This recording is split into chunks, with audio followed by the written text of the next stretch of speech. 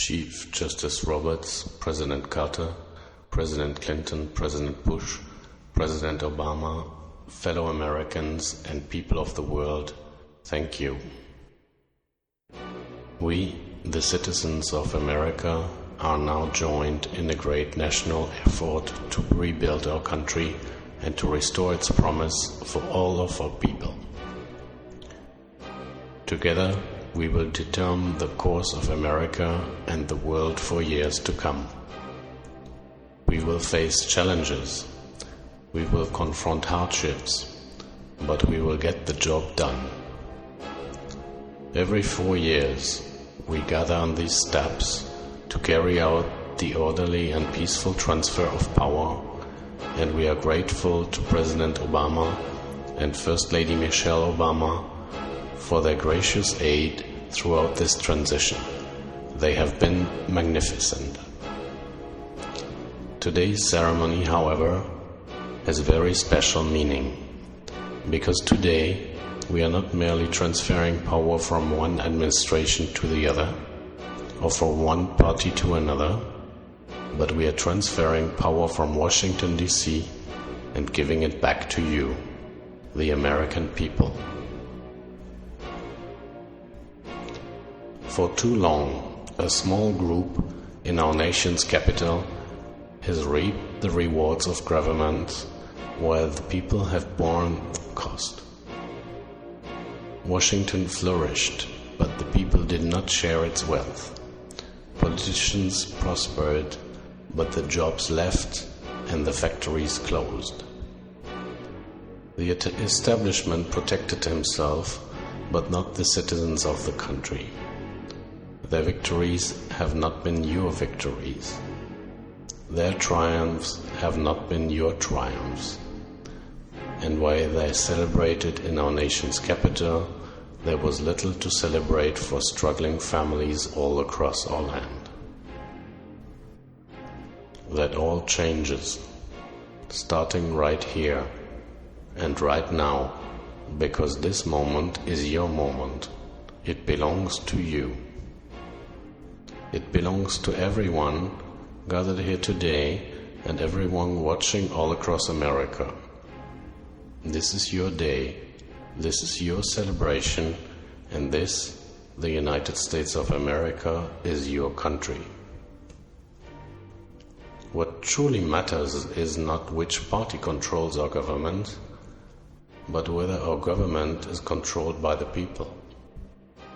January 20th, 1917 will be remembered as the day the people became the rulers of this nation again.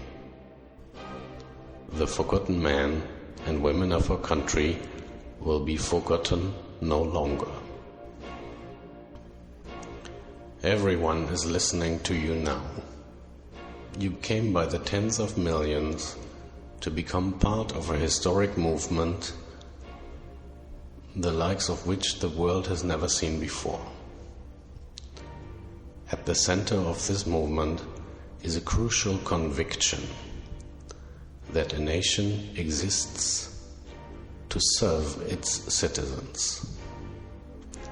Americans want great schools for their children, safe neighborhoods for their families, and good jobs for themselves. These are just and reasonable demands of a righteous public. But for too many of our citizens, a different reality exists. Mother and children trapped in poverty in our inner cities, rusted out factories scattered like tombstones around the landscape of our nation, an education system flush with cash, but which leaves our young and beautiful students deprived of knowledge. And the crime and gangs and drugs that have stolen too many lives and robbed our country of so much unrealized potential. This American carnage stops right here and stops right now. We are one nation, and their pain is our pain. Their dreams are our dreams, and their success will be our success. We share one heart, one home, and one glorious destiny. The oath of office I take today is an oath of allegiance to all Americans. For many decades, we have enriched foreign industry at the expense of American industry, subsidized the armies of other countries while allowing for the very sad depletion of our military. We have defended other nation borders while refusing to defend our own, and spent trillions of dollars overseas while Americans' infrastructure has fallen into despair and decay. We have made other countries rich while the wealth, strength, and confidence of our country has disappeared over the horizon. One by one, the factories shuttered and left our shores, with not even a thought about the millions upon millions of American workers left behind. The wealth of our middle class has been ripped from their homes and then redistributed across the entire world.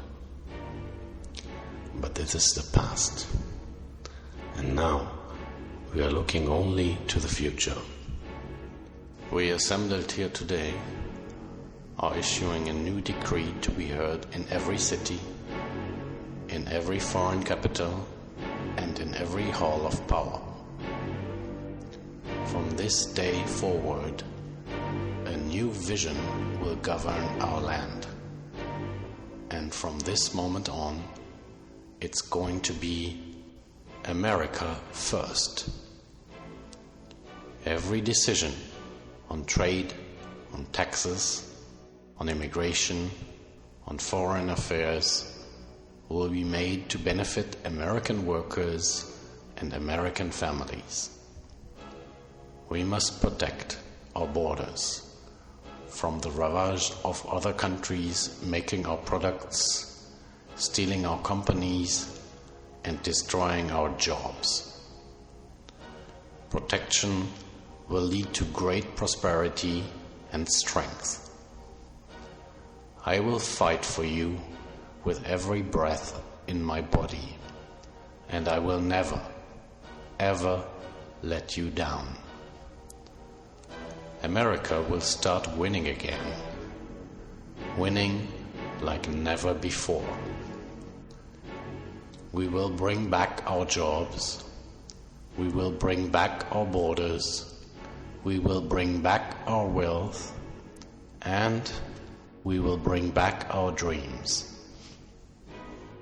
We will build new roads and highways and bridges and airports and tunnels and railways all across our wonderful nation. We will get our people off the welfare and back to work, rebuilding our country with American hands and American labor. We will follow two simple rules: buy American and hire American. We will seek friendship and goodwill with the nations of the world. But we will do so with the understanding that it is the right of all nations to put their own interests first. We do not seek to impose our way of life on anyone, but rather let it shine as an example for everybody to follow. We will reinforce old alliances and form new ones, and unite the civilized world against radical Islamic terrorism, which we will eradicate completely from the face of the earth. At the bedrock of our politics will be a total allegiance to the United States of America, and through our loyalty to our country, we will rediscover our loyalty to each other. when you open your heart to patriotism, there is no room for prejudice.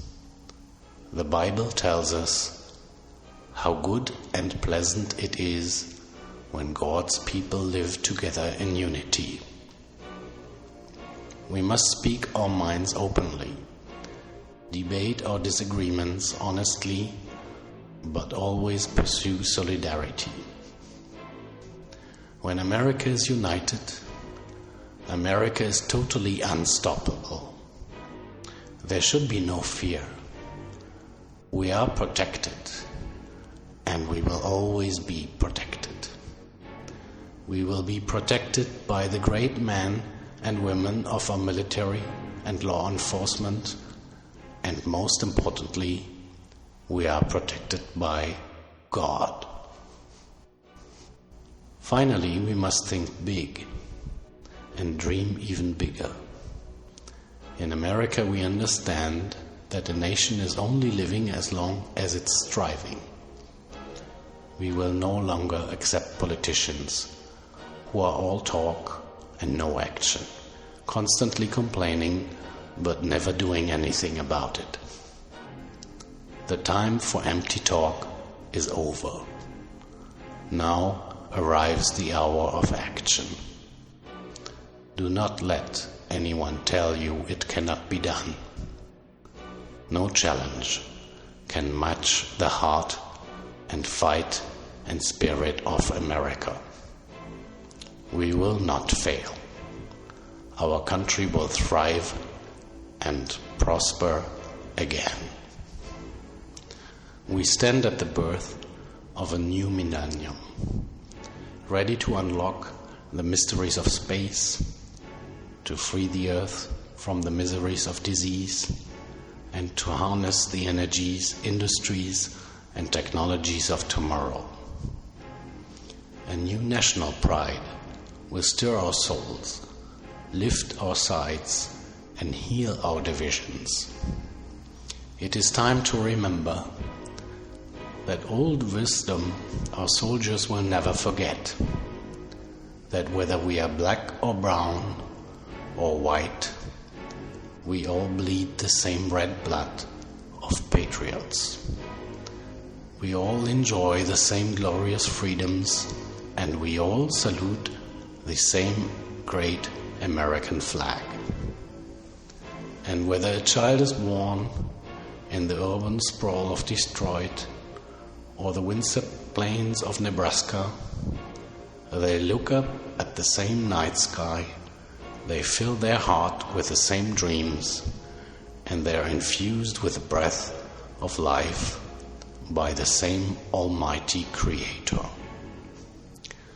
So to all Americans, in every city near or far, small and large, from mountain to mountain and from ocean to ocean, hear these words: you will never be ignored again. Your voice, your hopes, and your dreams will define our American destiny, and your courage and your goodness and love will forever guide us along the way. Together, we will make America strong again. We will make wealthy again. We will make America proud again. We will make America safe again. And yes, together we will make America great again. Thank you. God bless you, and God bless America.